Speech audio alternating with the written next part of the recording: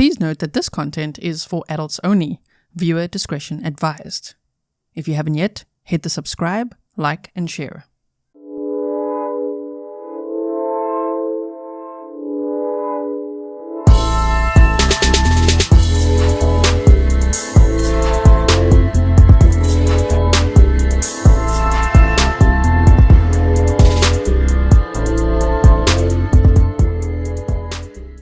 Yes, I did head out to 6627 Mandan, and I took a video recorder with me. And due to the complexity of the scene, it's hard to sit down in a report and put down cardinal directions to tell you that this house generally faces north. We're talking about a bedroom that was in the south east corner of the residence. So I used the video recorder to go to that residence, 6627 Mandan Drive, and record the entire residence so that there would be an optical capture of the scene. And would that video assist the jury in understanding the layout of the house, where the blue star was applied, and things of that nature? I think it would help clarify quite a bit, yes. Your Honor, may I approach the witness? You may. Going to hand you what's been marked as 373. This is the disc that has the video that I captured of the residence. And does that actually depict the entirety of the video that you took on March 25th, 2020 of 6627 Mandan Drive? Yes, this includes the entirety of that video. This is the gate that leads to the backyard of 6627 Mandan. As you can see, the gate is locked from the exterior side of the fence.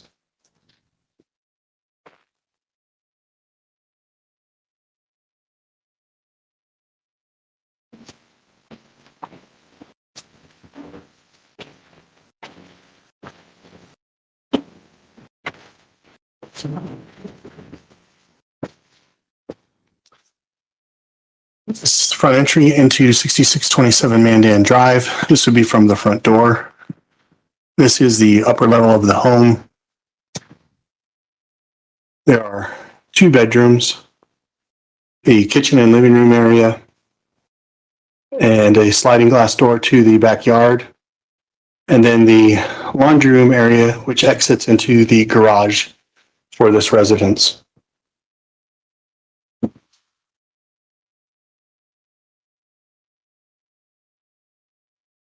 To the right is the first bedroom. This would be the room where Lena stays.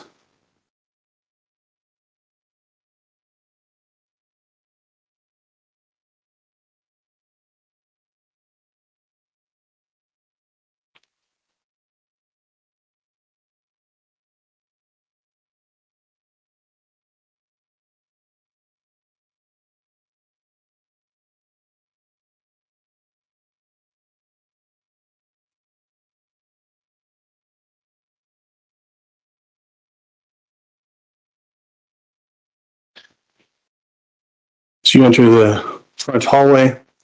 You see that it opens up into the kitchen area of the residence. The kitchen does have a sliding glass door that exits to the backyard of the residence. We will exit that in a moment and show the other side of the gate from the backyard perspective. The living room area.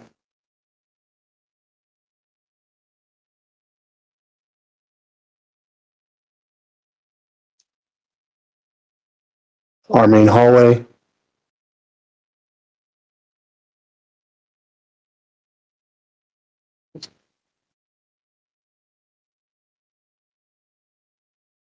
This enters into the master bedroom.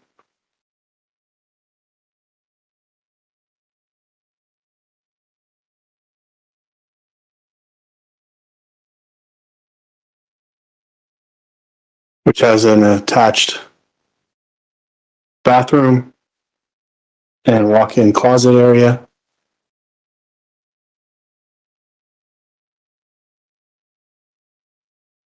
Moving back out towards the garage.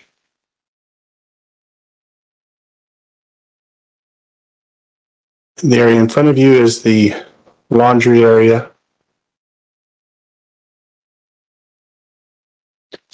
We'll move into the garage.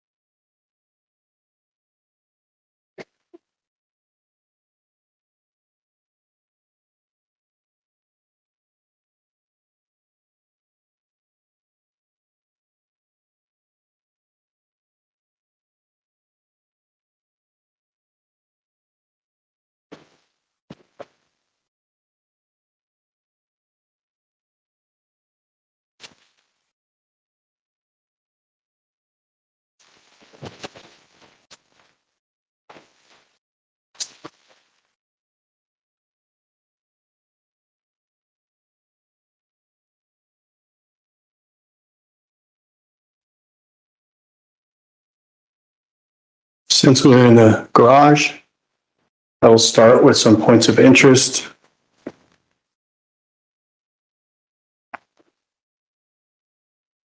The 4 planks that you see on the ground are in the position they were during the first call when Gannon was reported to be missing. You can see that the tops of the boards have been sawed off. These were collected after a blood reagent called Blue Star was used on the ends of the 4 boards that had been cut, and there was a positive reaction. That positive reaction gives us a presumptive that blood was present on those boards. On the garage floor, in the area that we're looking at between the broom, the cord, and the empty space on the floor, there were some Blue Star reactions on the floor in this area. They were in the form of droplets. They were not very large. As we move from the concrete to the stairs, there was a Blue Star reaction on the stair showing a potential possible partial shoe impression that, again, with it being Blue Star, that reaction tells us it's presumptive for blood. Moving up into the laundry area, the tile in the laundry room did have positive reaction to the Blue Star, again telling us the potential presence for blood. They were small hits in the laundry area. Basically, they were droplet size, not much larger than that. If we close the laundry room door to the garage,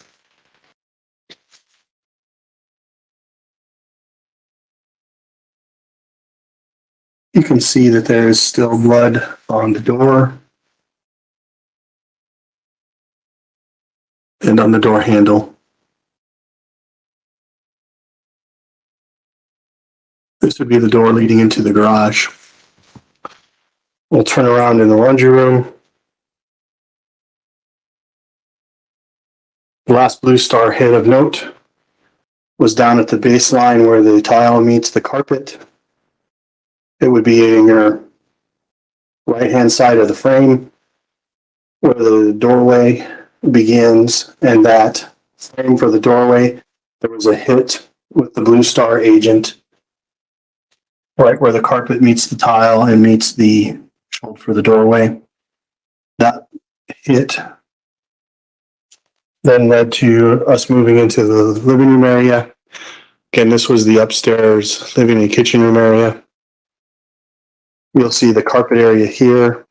The carpet area in focus had a reaction to the blue star. The carpet appears ripped in this area. That rip is for checking the underside of that carpet to look for saturation, and there was none found. The stairs were then tested with the blue star reagent. There were positive hits on the stairs. They were small drop patterns, not much larger than a quarter for most of the stains. There was more of a reaction from the blue star, showing that there was heavy cleaning going on. The cleaning reacts with the blue star, but it does not provide an immediate reaction. It provides a slow illuminating reaction after some time, which indicated to us that there was some cleaning of the stairs and this landing area prior to heading down the stairs. There was luminol reaction on this landing. You can see that the carpet is not in its proper position. That carpet has also been pulled up underneath the carpet to check for saturation stains to the other side, and none were located.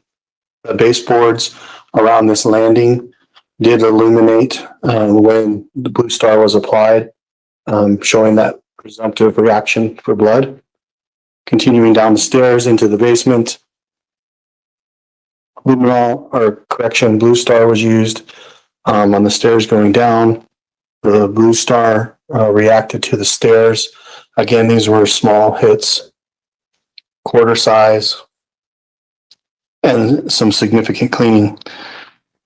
This patch of carpet into the basement, illuminated with blue star, showing that there was a lot of cleaning going on in this area. There was a very small single reaction to blue star at the base of the table. That again was about quarter size.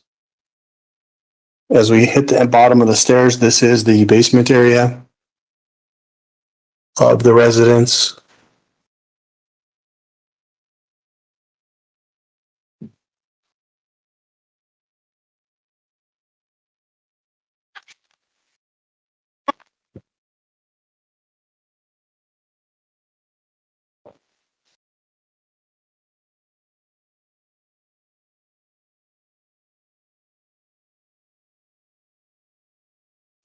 If you continue around to the right, you will see that there is a closet.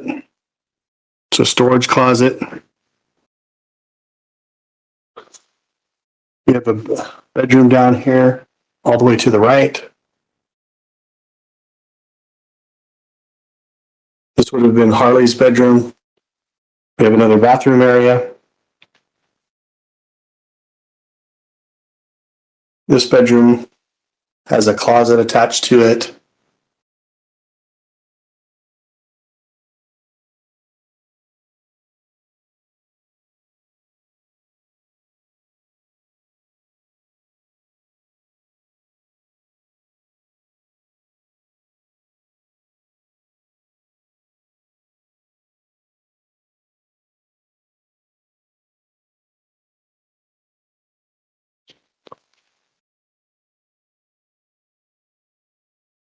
In the storage closet.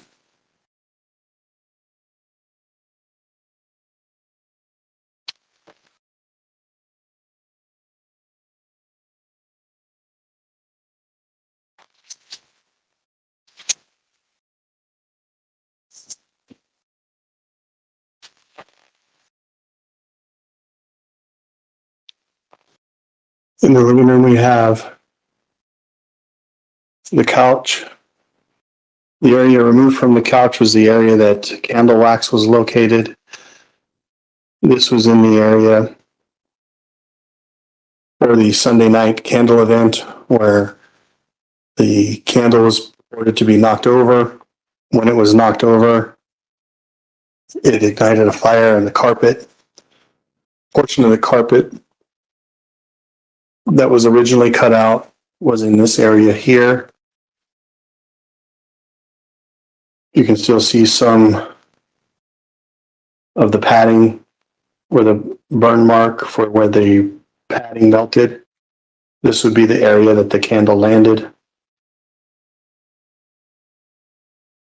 While doing a search, the area next to the candle, Blue Star was used.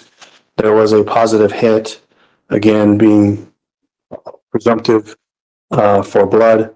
So a larger portion of the carpet was then cut out and retained so that that could be tested.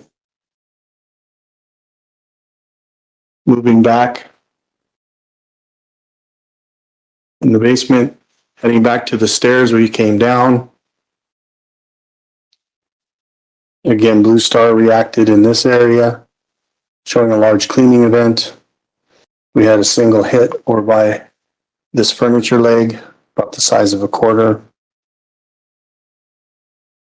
We come around to the hallway. We have a storage room. And then if you continue to the right, you have Gannon's bedroom. But before going into Gannon's bedroom, there was Blue Star used in the hallway. It reacted, showing a small trail, which led to the storage area.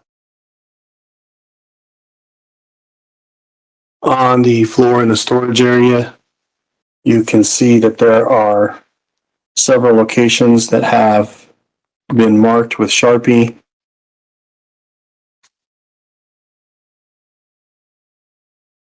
Those are areas that were illuminated with Blue Star and showed a presumptive for blood. That blood was present. There is a trail that leads back into the storage room towards the sump pump located in the corner. The trail ending at that box. All these boxes were removed. Blue Star was used on the entire room. It was just this particular trail that has been marked and highlighted that was located. There were no other presumptive positives for blood in the storage room.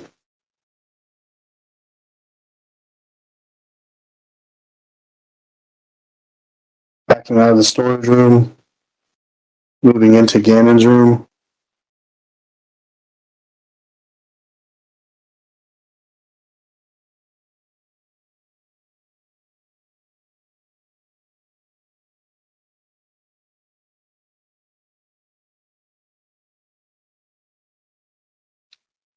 The room is normally set up so that the blue and red table is generally sitting underneath the window.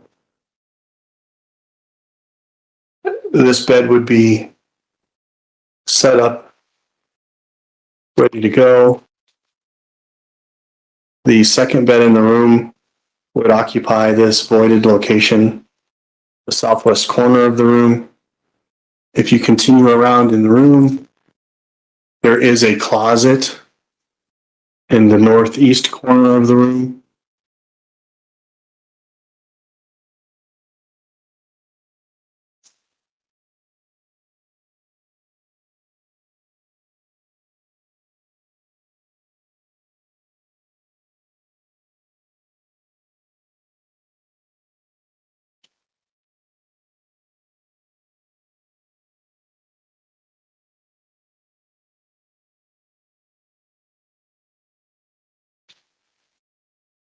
Of note in Gannon's room is the large stain in the southeast corner of the room.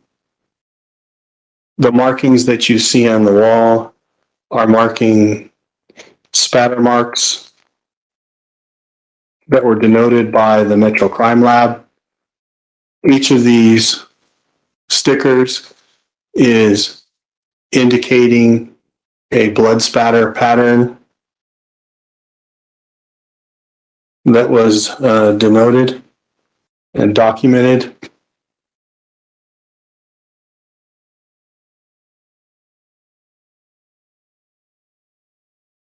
The carpet had a large stain that saturated through the carpet, through the padding, leaving this stain on the concrete.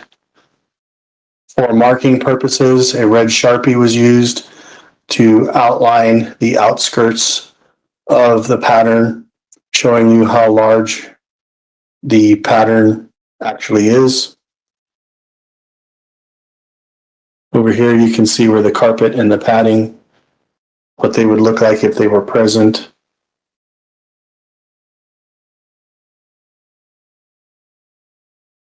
I will then reverse my steps, go back up to the living area. I will go out the sliding glass door and show you the reverse side of the side gate, showing you that it does not lock from the interior, but it locks from the exterior side. And that will conclude the video tour at that point.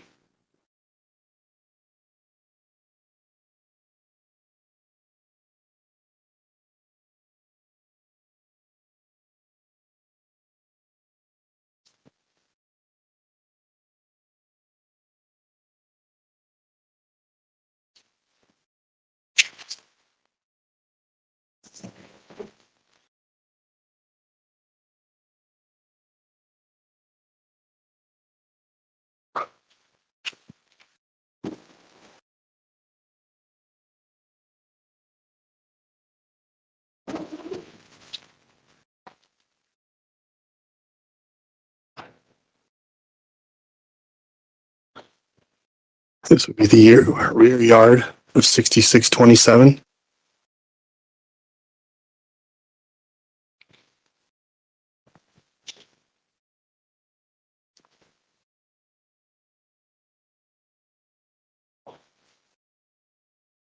This portion of the fence has recently been removed. It was not the original position of that fence during our initial walkthrough of the scene.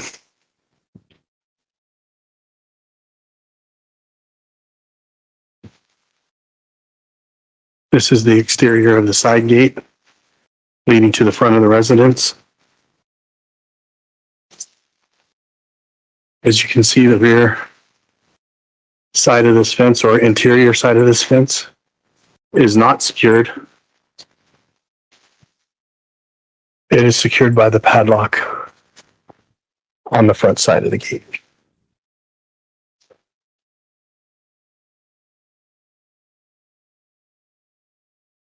This will conclude the video tour of 6627 Mandan Drive by Sergeant Hubbell. Current time is approximately 2:23 p.m.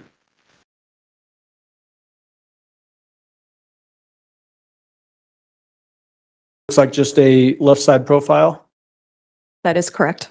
Any apparent injuries on her at that time that would corroborate what she told you that happened 2 days prior? No, People's 342. Is this right side profile? yes, Are there any apparent injuries on her right side profile that would corroborate what she told you happened 2 days prior? no, 344. What is this, the back of the head essentially? yes, Did you see any injuries that would corroborate soreness to the back of her head that she was reporting to you? I did not. Did you feel any lumps? I did not. Any bruising apparent? No, Any blood? no, In this particular photo, do you see any injuries that would corroborate what she told you occurred 2 days prior? no, 340, what number am I on? 44? 344, thank you. This top of head? yes, Again, same questions. Any apparent injuries in this photo that would corroborate what she told you occurred 2 days prior? no, Any lumps or swellings or blood or bruising? none that I noted. No, 345. So close up of that same scalp. Is this a close-up of this? Yes, Okay. yes. And any injuries noted in the picture of her close-up of the scalp that would corroborate what she told you 2 days prior? No. 346. Is it typical for you to take a look at their hands? In this case, per the search warrant, yes. Okay. As we're looking at, I assume these are Letecia's hands sitting on a table in front of her. That is correct. Were there any injuries apparent on the backs of her hands that would corroborate what she told you occurred 2 days prior? I had noted abrasions and a bruise to her hands. Okay. Those are not necessarily, well, can you see any of those in this particular photograph? I can see an abrasion on her left hand. So point that out using that pointer. Is it sometimes, can it be difficult to determine age of an abrasion on somebody's skin like that? Yes. Can you tell whether something is more fresh or older, generally speaking? It gets, yes and no. It's hard for me. Everybody is so different in how they heal and how injuries present on somebody. So it's really hard for me to say, how long an injury has been there. Okay. Let's go on to 347. This appears to be right hand with palm down on the desk. Is that right?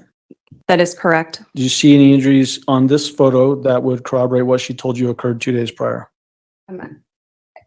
I see an injury on her pinky. Okay, point that out. So sort of the inside along the edge of the nail. That is correct. 348. What are we looking at in 348? We are looking at a pinpoint abrasion. What can cause a pinpoint abrasion like that? So an abrasion is just, essentially, it's another word for a scrape. So just a superficial injury. So scraping it on a surface, even scratching, those types of things can cause that. Okay. 349. I'm sorry, is that 349 that we have? Yeah, okay. Do you see any apparent injuries in people's 349? I do.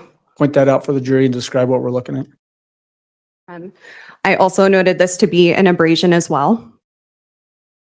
And I believe she reported that her dog had bit her there. Okay, so point that out and tell what finger and sort of general area of the finger. Yes, so that would be her middle finger at the first knuckle. Second knuckle. Middle finger of right hand, Thank you, yes. palm up. And then what about the dot on the finger pad of that same finger? That wasn't an injury that I noted. If it was an injury, I would have noted it in my record. Okay. And then what's our next number? 350. Thank you. So this now appears to be left hand. That is correct. Point out any injuries that you see in people's 350. I see an abrasion in between her pinky and her ring finger. There. On the knuckle area. On the knuckle area on her left hand, palm down. 351. Is that just a close-up of that? That is a close-up of the same spot. 352.